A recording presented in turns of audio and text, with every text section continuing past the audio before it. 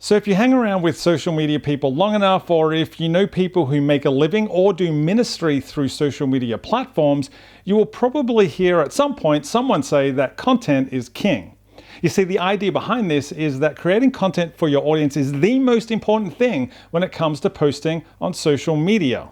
Then, a few years ago, some people, myself included, started saying that content used to be king, but now engagement is king. The idea behind this philosophy was that when it comes to posting on any social media platform, the content doesn't matter if people aren't engaging with it. You can have the best looking, best sounding video in the world, but if people aren't liking, commenting, sharing, or bookmarking that content, then did the content actually work? So I would attend these church social media conferences all the time, and this was the general debate. Is content king or is engagement king? Is it more important to post high quality content, or is it more important to post engaging content?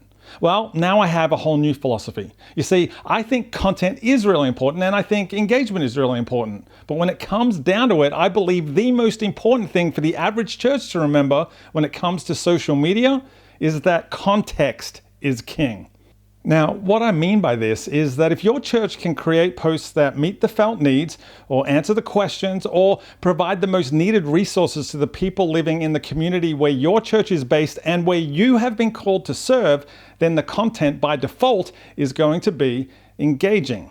And more than that, it's going to be specifically relevant to the people in your context. When a church can post content to social media that is actually relevant to the people who live within a 30-minute drive of the campus, that's when the church's social media becomes engaging and does more than just promote church services and events. A church that does social media posts that invite people in their community to relevant, life-changing conversations instead of just inviting them to church events understands the idea that context is king when it comes to social media. So remember, when it comes to your church social media, context is king.